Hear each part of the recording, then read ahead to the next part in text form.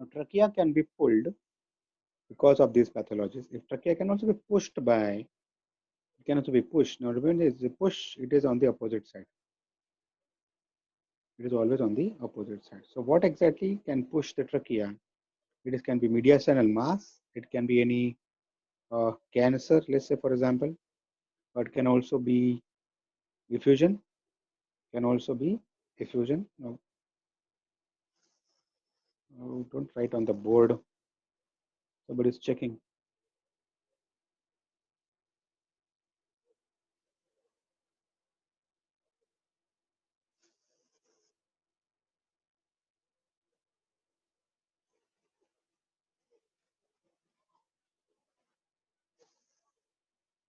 Okay.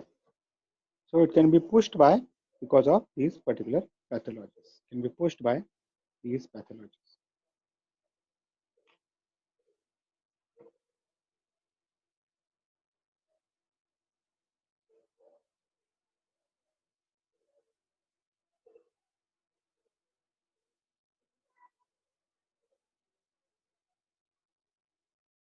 Seen as a narrowed airway. Remember, not only trachea which is central or not, it is also important whether the trachea is normal diameter or not. The trachea is narrowed, we have a goiter that can be compressing the trachea, or also we have the other mediastinal muscles. Like for example, it can be the thymus gland, but it can also be the tumor, mediastinal tumor can be compressing the trachea. So if the trachea is narrow, we can have these particular pathologies. Now, remember in the first lecture, we also have seen that the carina is also important. The carina, which is splayed, that means normal carinal angle, as we know, it is 40 to 75 degree. The normal carinal angle is 60 degree. Let's say, for example, is normal. The angle increased by something which is below the carina, pushing the carina from below upwards. That is what is angle increased by subcarinal lymphadenopathy or left atrial enlargement. Commonest thing is mitral stenosis leading to left atrial dilatation, and that causes wide carinal angle. I'm going to show you the X-rays which are there, but first we discuss about the theoretical aspect and then we go to the practical aspects. A wide carinal angle, wide carinal angle. So in the airway part, we see these things. We also see the bronchi, which are narrowed, elevated, or depressed. We'll have to understand the normal position of the bronchi, and then we can understand whether they are elevated or depressed. Elevated or depressed. Can also be there because of lung collapse, lobectomy, as well as a fibrosis. Now let me show you the X-rays. If you can see, now when we compare the normal X-rays and this, if you can see these are the lung shadows. Let's interpret it. But there is something here which is, I think, abnormal, which is not seen in the X-rays which are shown normal. There is a huge mass in the location of the upper mediastinum. Upper mediastinum. Now, most commonest this if the patient has got also symptoms and obvious enlargement in retrosternal goiter. Retrosternal goiter. That is what can be. And if you can also see the trachea which can be narrowed because of it. If you can see properly, yes. Let me show it to you.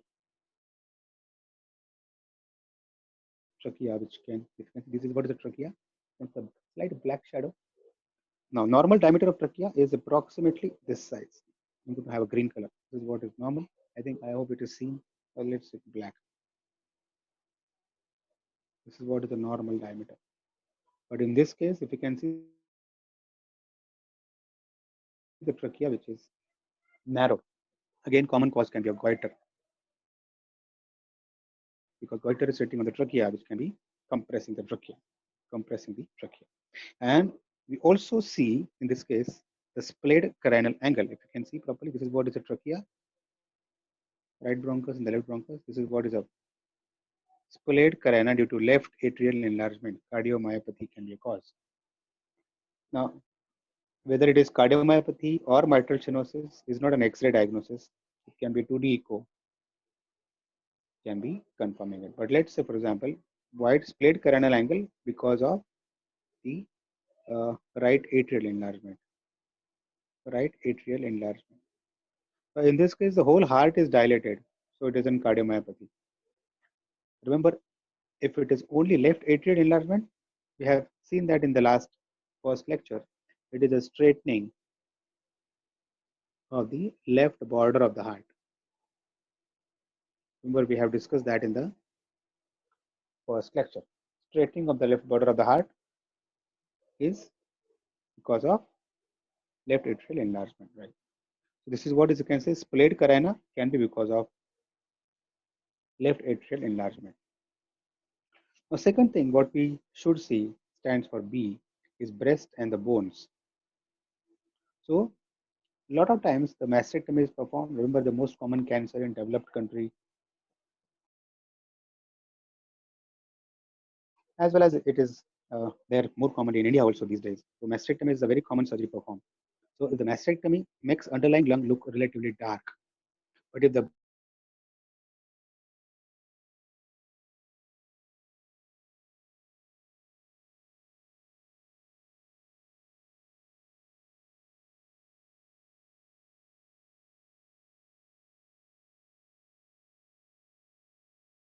because of again because of air in the lungs. So, also look for metastasis in the lungs, pleural effusions, interstitial disease, lymphangitis, lymphadenopathy, as well as bone metastasis. So, when the patient has got mastectomy performed, remember of CA, X-ray chest is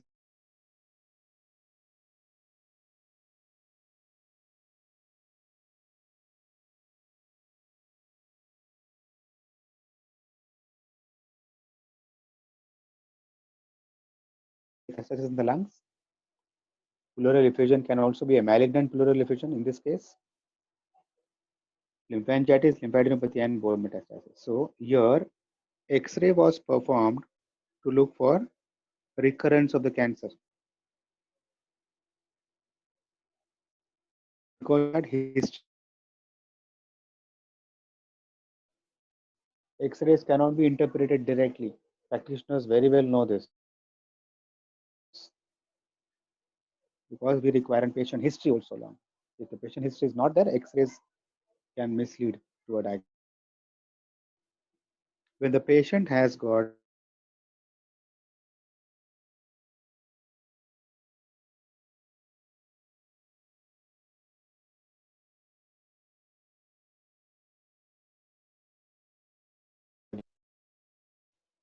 which will include all those things properly. So take the screenshot right now. This is a surgical X-ray or mastectomy which was performed. Let's say, for example, this is the X-ray of the patient, the female, where the right mastectomy was performed. Remember, the right mastectomy was from arrow pointing at the left breast shadow. You can see on the right side, breast shadows are not there. Breast shadows which are there. So if the patient history is not known, what we will interpret is like there's something problem in the left base of the lung because we are comparing to the right side is more dark compared to the left. Remember, we have learned in the first lecture that lungs are supposed to be interpreted in the upper zones, middle zones, and lower zones. Upper zones, middle zones, and lower zones. And we always compare the X-rays shadows on the opposite side ka zones. If you remember in the first year, how we will be performing that tactile vocal resonance, tactile vocal parameters, we always go in a zigzag manner like this because we always compare one thing on the opposite side. So if this X-ray, remember how exactly mistakes are happening. If this X-ray was given to a radiologist who doesn't know any history, when he compares the X-rays shadows, three zones, he is going to find out that left lung is more white than the right. That means there is some problem in the left side, and that too the lower zones is rather more wide. So he will interpret it something like an pulmonary edema, or maybe collapse of the lung slightly, or it can also be the haziness, or maybe it can be more fibrosis going on the on the left side. But in this case, if the history was known, it was a right mastectomy performed. So right side there is no breast, and because of that lungs looks normal. Here, because of the breast shadow, lungs look more hazy. Again, it can be a normal condition. Again, in this case, left mastectomy was performed. You can see, be aware of the remaining. It can be a possibility that you can see it have this thing here. Left mastectomy was performed. The remaining nipple mimicking a nodule can also be sometimes nipple shows more white shadow. Looks like a nodule. Looks like a nodule. You can see this is what is a breast shadow, and this is what is a nipple. Can be mistaken as a calcified nodule, but it is normal. But is normal. In this case, right mastectomy was performed, and if you can see, rib metastasis, a pathological fracture on the left humerus.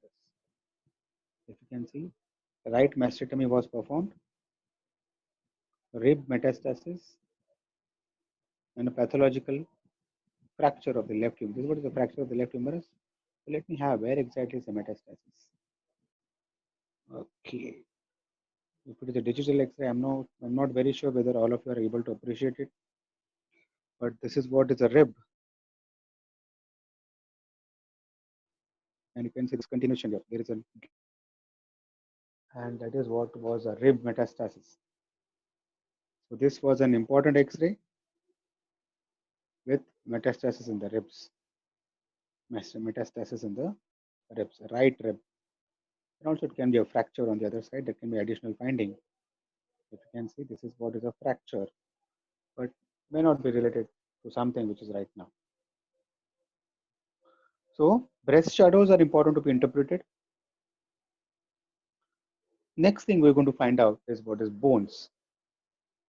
In the X-ray, we're going to find out. We also see the destructive lesions called the metastasis. I've just shown it to you one. The destructive lesions can be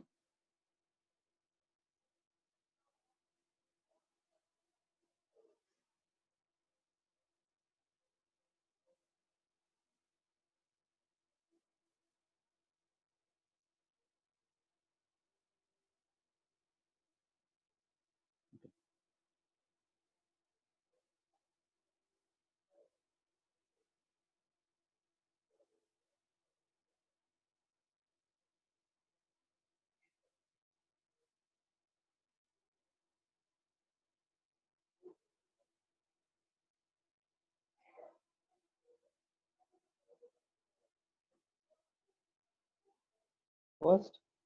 Can also be an erosion by the adjacent tumor called the Pancoast tumor is an upper uh, zone of the lung tumor. Can also be the rib fracture we can see. Sensitivity of the X-ray is less than 20% to go for a rib fracture because it is usually undisplaced fracture. Usually it is an undisplaced fracture. So X-ray is less sensitive. Pain is what is more sensitive. So clinical diagnosis is more important than X-ray in case of rib fracture I'm talking about. We also see, look carefully for the pneumothorax. Most important finding in the X-ray again, hemothorax or a contusion in the lungs because of an injury. And additionally, we can also see the shoulder dislocations. If you can see, there is more calcification in the lungs here. If you can appreciate it properly, this is what is a rib. And if you can see in this particular zone, where the arrow is there, we have more white shadows. And that is what is the metastasis in the ribs. Rib metastasis in case of, you can say, breast cancer, again, can be a possibility. Pancoast tumor is very rare, even upper problem. You also have dislocated head of the humerus. More common in the children, you may see the head of the humerus getting dislocated. Let's go to what we are going to see. C, A, B. B is bones as well as breast. Let's go to the cardiovascular system.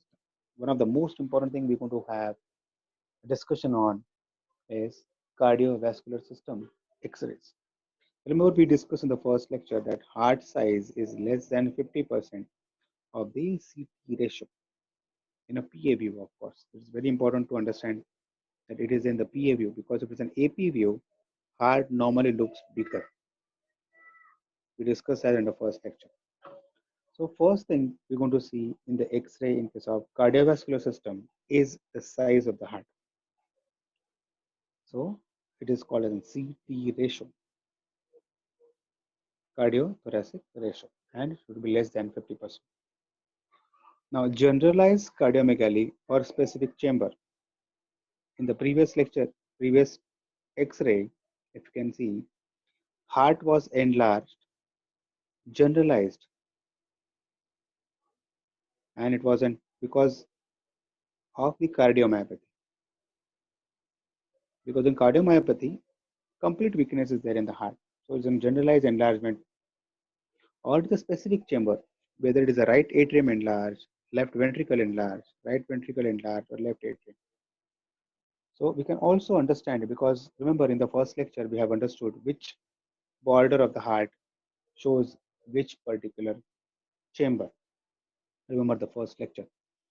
So when we see the cardiac enlargement, it's whether it is generalized enlargement or whether it is only some of the chamber.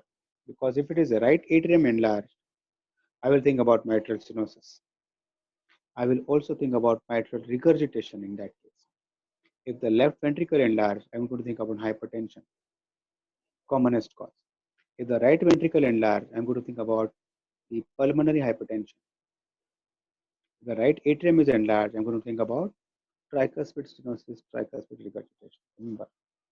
Remember, it is the 2D echo is supposed to be asked to confirm your X-ray diagnosis. Remember, let's say for example, you come across an X-ray where you diagnose there is an enlargement of right atrium. You think about the mitral stenosis. Then you auscultate. You're going to hear a diastolic murmur. Then you ask for a 2D echo. Then it comes. Then you think that you are a king because you have diagnosed it. If you order 2D echo directly and the report comes out to be mitral stenosis, it is no big deal because it is the radiologist's diagnosis, not your diagnosis. So, according to the clinical things, investigation is supposed to be asked to confirm your clinical diagnosis. That is what is most important thing to understand. Investigations should be asked to confirm your clinical diagnosis. If you depend on investigations for your clinical diagnosis, you're going to make mistakes. A big mistake. That is what 90% doctors do.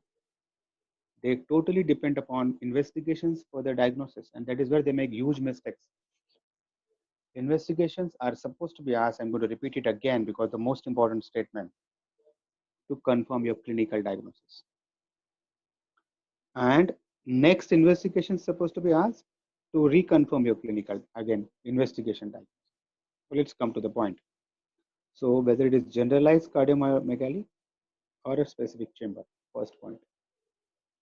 Or it is a wall replacement. Remember, artificial walls can also be seen very clearly as an calcified or maybe radio opaque shadows. You also sternotomy wires directly gives an idea about and bypass surgery. Sternotomy wire can also have. So can we see pacemaker sometimes? We've recently inserted can also produce a pneumothorax. Let's go to some of the X-rays right now. If you can see properly, now let's say typical, I'm going to show it to you right now. If you can see, normal heart shadows are like this. We have a black color, or not black color, but a red color. Okay. Normal heart shadows are like this. Now, if you can see, this area is getting filled up. Remember, what was here? Here we have a right atrium. So the right atrium is what is called a straightening of the left border of the heart. If you can see, X-ray shows left atrial enlargement in mitral stenosis, typical. And then you auscultate the patient and you hear a mid-diastolic murmur, or let's say superficially the diastolic murmur. And then you go for a 2D echocardiogram. Then you go for a 2D echocardiography. So you can also see double right border, splayed carina. All those findings are because of left atrial enlargement. I don't know whether you'll be able to appreciate the double border, but let me draw it for you. This is what is one border that can be seen. You also have the other border, a double cardiac left border, cardiac left border. Now, if you can see sternum, some of the wires can be seen here. You can see, appreciate properly. Here we have some wire. Here we have some wire. Here, I don't know. You'll be able to see it in a shared X-ray, but I think you'll be able to appreciate. There is some wire like this. What else turned out to be? Patient is operated for ischemic heart disease. For ischemic heart disease, right? And also see, I don't know whether you have appreciated or not, something here, a wall replacement. Something here as a, if you can see some pacemaker kind of, or maybe the wall, sorry, not pacemaker, but the artificial wall. Yes, this is what is an artificial wall. Artificial wall. Maybe patient has mitral regurgitation because stenosis is operated by valvotomy and regurgitation or prolapse of the wall by wall replacement. Maybe this patient had mitral regurgitation, but this is a valve replacement. If the meeting gets disconnected, please connect again. It may be connect again on the same ID, of course. We're going to have few more slides. Now let's go to some of the, you also see in the heart about abnormal calcifications and what are the differential diagnosis of the abnormal calcification. You may have valves that we have shown you. We also have coronary arteries getting calcified because of atherosclerosis.